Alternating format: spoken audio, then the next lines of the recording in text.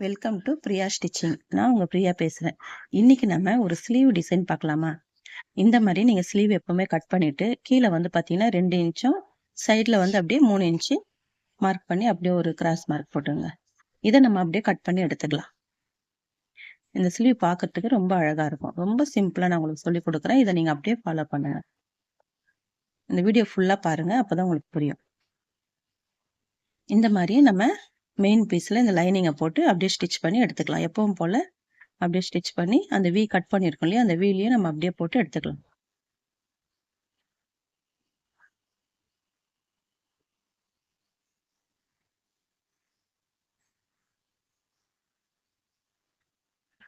இந்த மாதிரி ஸ்டிச் பண்ணிட்டு அதை கட் பண்ணி எடுத்துருங்க.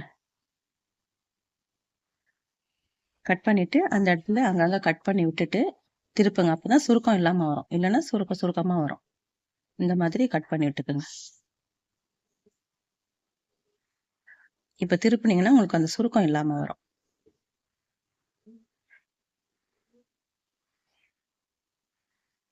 இந்த மாதிரி எடுத்துக்கங்க. எந்த இடத்துல உங்களுக்கு வந்து அந்த உள்ள துணி மடங்கி இருக்குதோ அங்கெல்லாம் வந்து ஒரு ஊசி வச்சு லைட்டா அப்படி நீக்குனீங்கன்னா அந்த கார்னர்லாம் கரெக்டா உங்களுக்கு வந்துடும்.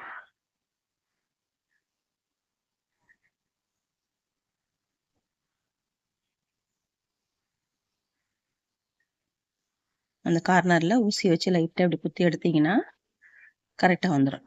துணியை கிழிச்சிடக்கூடாது, பொறுமையா லைட்டா குத்தி எடுக்கணும். இந்த மாதிரி ஃபுல்லாவே நம்ம ஸ்டிச் பண்ணி எப்பவும் போல எடுத்துக்கலாம். ஒரு ஸ்லீவ் ரெடி பண்ணிட்டோம்.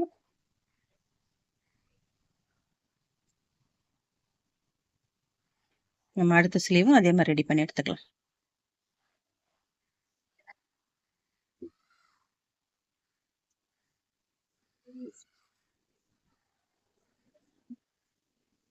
ரொம்ப சிம்பிளா தான் இருக்கும் பாக்குறதுக்கு. ரொம்ப நம்ம ரிஸ்க் எடுத்து அப்படியெல்லாம் தைக்க வேண்டியதில்லை. ரொம்ப சிம்பிளா நீங்க எவ்வளவுக்கு எவ்வளவு வேலையை நம்ம சுருக்கமா முடிக்கணுமோ அப்படி முடிச்சுக்கலாம், இந்த மாதிரி நீங்க ஸ்டிச் பண்ணும்போது.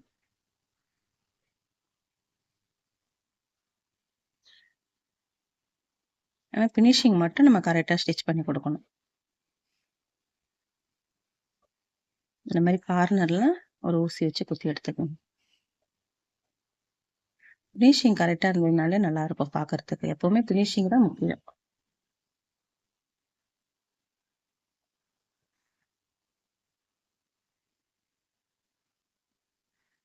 இந்த மாதிரி இந்த ஸ்லீவும் அதே மாதிரி எடுத்துக்கோங்க. ஃபுல்லா நம்ம கட் பண்ணி எடுத்துடலாம். இந்த மாதிரி கட் பண்ணி எடுத்துக்கோங்க.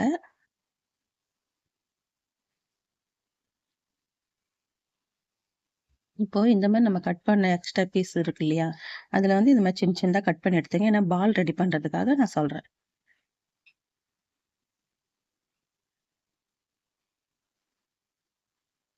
இந்த மாதிரி தர்மாகோல் பால் வந்து கடையில வந்து ஃபேன்சி ஸ்டோர்ல விற்கும். அந்த மாதிரி பால் எடுத்து நீங்க இந்த மாதிரி துணியில நல்ல பக்கம் பார்த்து வச்சு இந்த மாதிரி சுத்தி நூல் சுத்தி எடுத்துக்கோங்க. நார்மலா நம்ம பூ கட்டுற மாதிரி ஒரு 4-5 சுத்தி இப்படி சுத்திட்டு, நிறைய சுத்துறோம் இல்லையா, 4-5 சுத்து சுத்திட்டு இந்த மாதிரி எடுத்துக்கோங்க. அது 2 வாட்டி அறுந்துச்சு நூல், அதனால உங்களுக்கு நிறைய சுத்துற மாதிரி தெரியுது. நான் ஒரு 4-5 சுத்து தான் சுத்தினேன். இந்த மாதிரி பீஸ் வச்சுக்கோங்க. இந்த மாதிரி நீங்க மார்க் போடணும்னு அவசியம் கிடையாது. நான் உங்களுக்கு அந்த மாதிரி காட்டுறேன். நீங்க ஒரு ஒரு 5-6 இல்ல ஒரு 8-7 அந்த மாதிரி வந்து பால் வச்சுக்கோங்க. கிட்ட கிட்ட வச்சீங்கன்னா ஒரு 8-7 கூட வைக்கலாம். கொஞ்சம் தள்ளி தள்ளி வச்சீங்கன்னா ஒரு 5-6 தான் வைக்க முடியும்.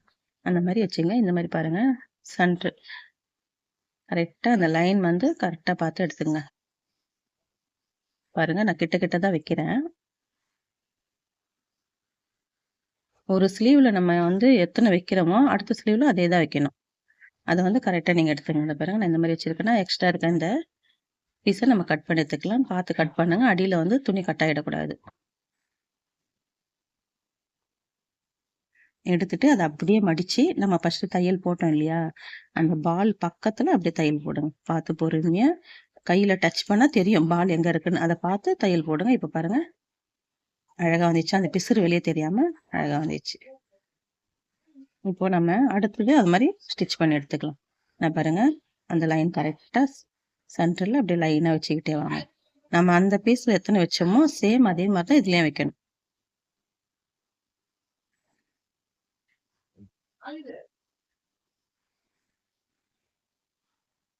இப்ப இதையும் நம்ம கட் பண்ணி எடுத்துக்கலாம்.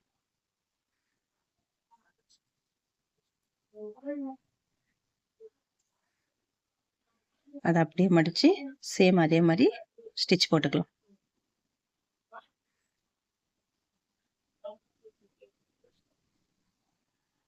இப்போ மேல ஒரு படிமான தையல் போடணும். அப்போ நம்ம கண்டிப்பா நூலை மாத்திடணும்.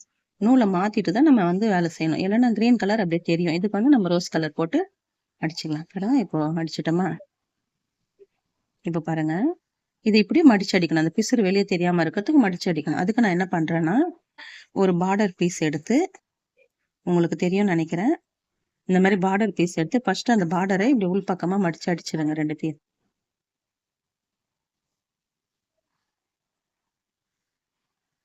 இந்த மாதிரி அடிச்சுட்டு பாருங்க, அந்த பார்டர் மேல நம்ம அடிச்சோம் இல்லையா, அந்த பக்கமே, அது நல்ல பக்கம், இந்த மாதிரி லைட்டா கிரீன் தெரியற மாதிரி இந்த மாதிரி வச்சுக்கோங்க.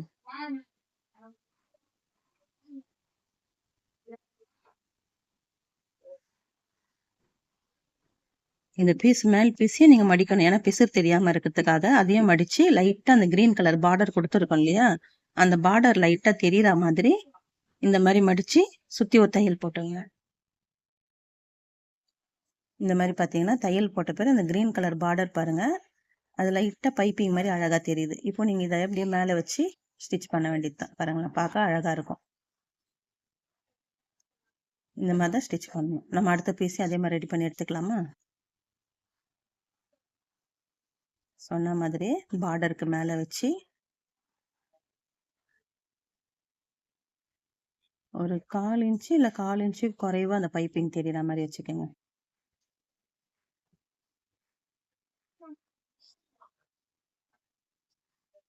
முன் பக்கமும் அதை அப்படியே ஸ்ட்ரைட்டா பா ஷேப்ல மடிச்சு அடிச்சிருங்க.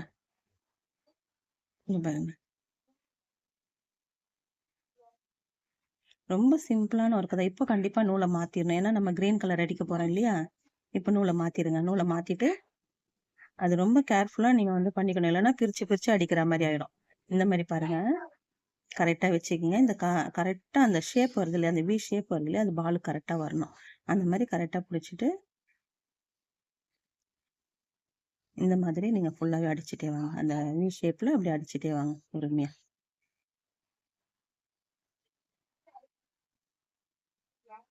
அப்படியே பக்கத்துலயே ஒரு 1/4 இன்ச்சுக்கு கைடு அளவு ஒரு தையல் போட்டுங்க. அப்பதான் பினிஷிங் பார்க்க நல்லா இருக்கும்.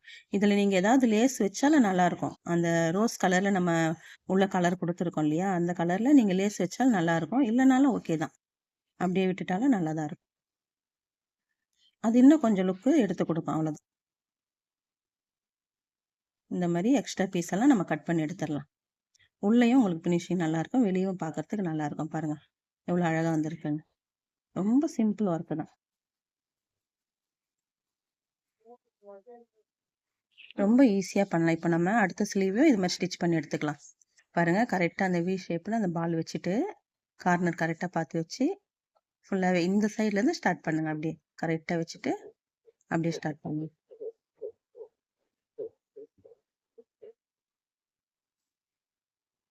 அப்படியே ஒரு படிமான தையல் மாதிரி ஒரு 1/4 இன்ச்சு கேப் விட்டு போட்டுங்க. இந்த மாதிரி போட்டுட்டு ஃபுல்லா பீஸ்லாம் கட் பண்ணி எடுத்துருங்க. ரொம்ப சிம்பிளானது தான். ரொம்ப ஈஸியா வேலை முடிஞ்சிடும். ஃபினிஷிங்கும் பார்க்க நல்லா இருக்கும். இந்த மாதிரி பாருங்க எவ்வளவு அழகா. இதுல நீங்க லேஸ் வைக்கணும்னாலும் வைக்கலாம், இல்ல பைப்பிங் கொடுத்தாலும் நல்லா இருக்கும். ரொம்ப சிம்பிளா இருக்கும். இது உங்களுக்கு பிடிச்சிருக்கும்னு நினைக்கிறேன் நான். கண்டிப்பா இந்த மாதிரி வீடியோ பார்க்க நம்ம சேனலை சப்ஸ்கிரைப் பண்ணி வச்சுக்கோங்க. பிரியா ஸ்டிச்சிங் சேனலை சப்ஸ்கிரைப் பண்ணி வச்சுக்கோங்க. லைக் பண்ணுங்க. நீங்க லைக் பண்ணதான் மற்ற சேனலுக்குலாம் போகும். லைக் பண்ணலன்னா போகாது.